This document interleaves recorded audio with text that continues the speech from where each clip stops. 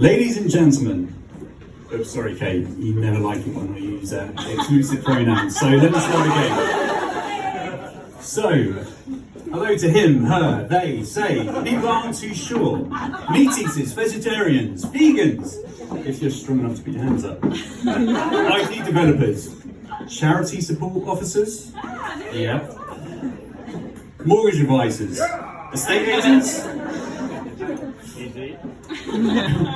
dog lovers, cat lovers, hairdressers, marquee salesmen, Man U supporters, Liverpool supporters, Chelsea supporters, Crystal Palace supporters, Norwich supporters, anyone? Brighton supporters, absolutely. People that don't like football, rugby supporters, and most of all, digital workplace managers that support Tottenham Hotspur.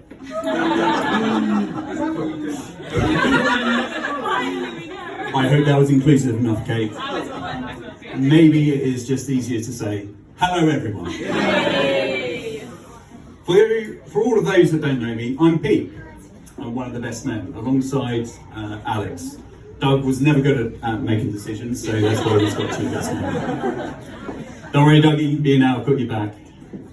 I've been waiting to do this ever since Dougie delivered a lovely speech at my wedding back in the 22nd of July 2017. I was very kind to you. The princess comes to know. I mean, the problem I've had with this speech is I've just got too much dirt on the lovely Douglas Skinner. I mean, where's the line? I mean, can I talk about the time you ran up a £4,000 bar bill in a strip club in Bulgaria?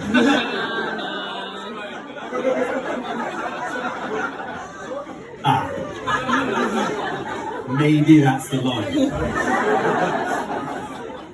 To be fair to Dougie, he did have his card stolen, and he made best friends with the men at Halifax, and you remained friends ever since. Talking of stag do's, I'm sure you'd like to know a few stories about what went down.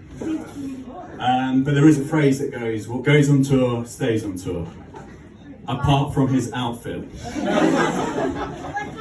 We dressed him up in a hat that read, same vagina forever.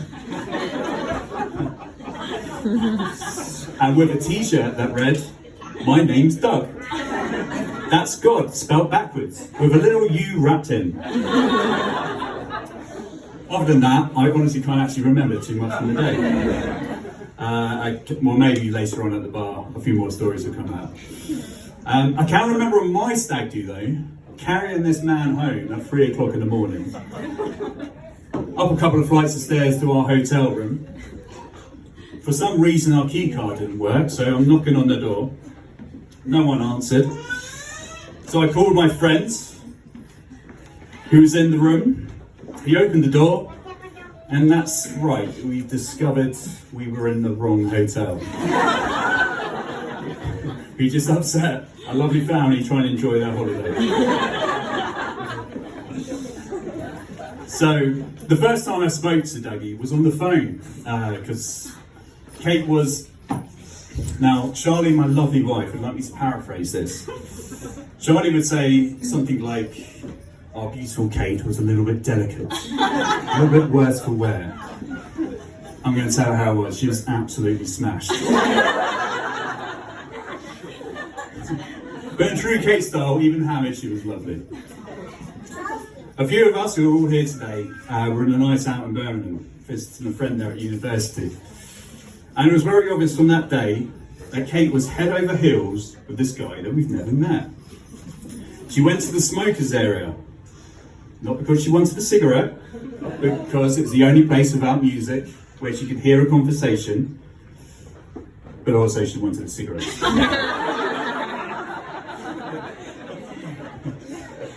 Sorry, Alison. She stayed outside, I'm not exaggerating now, for about 2 hours. Sometimes the phone would cut out and she would just call this man back with a silly grin ear to ear. It was clear from that day she was waiting for him to ask her out. He was probably waiting for her to ask him out. And They never could make a decision. But in a drunken state, she goes, "Pete, what do you think?"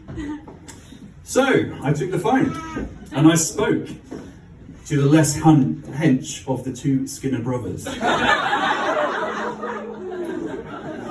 this day, I can't actually remember the exact of the conversation, but I do know this. From that one phone call, I discovered that this man is just as much as a gaming geek as what I am. Actually, he is a super nerd, out of my league, actually. I discovered he likes above average food. He has floppy hair. And he's all-round Snoop Doggy Dogg. But there is one downside. He supports Man United. Even though he lives in Surrey.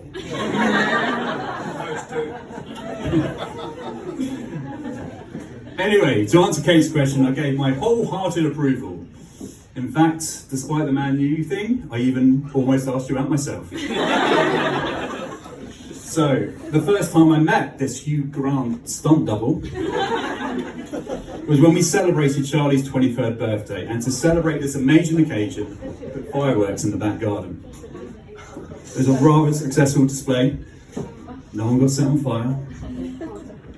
Everyone had a great time. Another surprise is I hired a limo to take us up into London.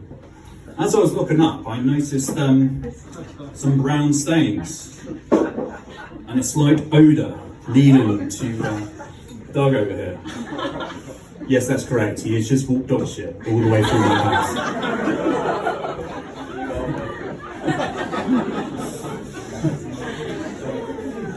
I cannot wait to repay that favour.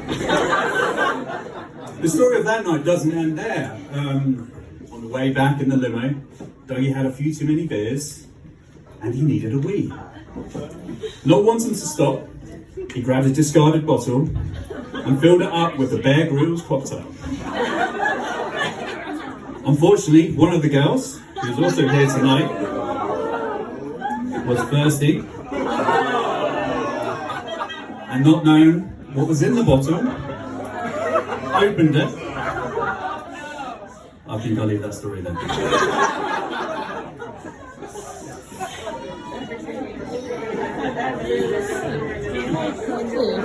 I once made the mistake of asking Harry Potter's doppelganger to go off-roading in Charlie's car. She had a lovely little Jimmy at the time. She's finding out now. We set out a route, and for some silly reason I said, "Doug, would you like a go?" Well, £1,200 later, that was the last time I let Doug drive one of my cars. Mr. McLovin here loves his Italian food, and he loves to cook. He is a great cook. Sorry, no, that's Gino D'Acampo. The first meal this man cooked me was a carbonara. The pasta was cold, and he decided to crack a raw egg over it, because that's what Italians do, he said. Despite this one failed attempt, he is a fantastic chef, and a master of the big green egg, which I think he actually classes as one of his children. But he still served me raw egg and cold pasta. One of our favourite hobbies is skiing, and we've had many holidays together. One New Year, we were lucky enough to stay at the family chalet in Les Salou with another couple who are here today. One morning, we were running late for the bus. Shock. I begged the driver to wait. She replied to me, "Okay, but only for 1 minute." I shouted to Dougie, "Run!" Dougie then slipped and landed square on an Audi Q8, carrying both his and Kate's skis, dents in the bonnet and chip in the windscreen. Charlie, that wasn't your... No. Luckily, there was a massive dump of snow, and it did the damage. And we drove home the next day. On the drive home, on this amazing skiing trip, our lovely Kate had a little nap in the car. I drove straight to the ferry port. This is about a 10-hour drive. 7 hours in, Kate woke up from her nap. "Morning," I said. She replied to me, Ooh, I'm so tired. I was lost for words. What I'm trying to get across here is these two are one of a kind. And although they get themselves into trouble, they also get themselves out of trouble together. Like Forrest Gump to Jenny, like Jim to his Pam. Yeah. Never watched The American Office. And like Doug Skinner to his big green egg. They're pretty awesome, and me and Charlie are so lucky to call them our best friends. Now, before we finish up, I think we need to share a few stories from the wedding. It was such an awesome day. But you don't want to know what went to plan, you want to know what didn't go to plan. Never have I been to a wedding where the father of the bride was interrupted by baby Benji taking his first steps.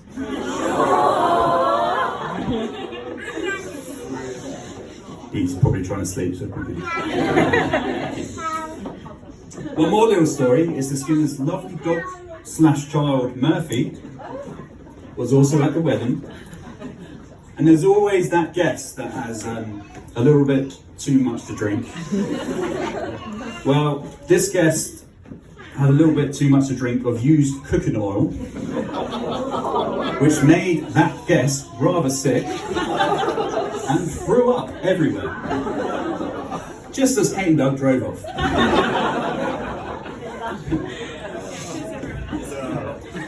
Talking of the newlyweds, I've gone on for far too long. I'm delaying the drinking and the dancing. Before I draw to a close, a few passing comments you have to discuss later with Doug and Kate. The coach store coloured room. Karen's late arrival at the wedding.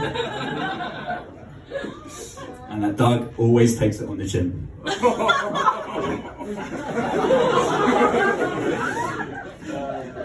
Please, can you raise your glasses to the newly married Mr. and Mrs. Skinner?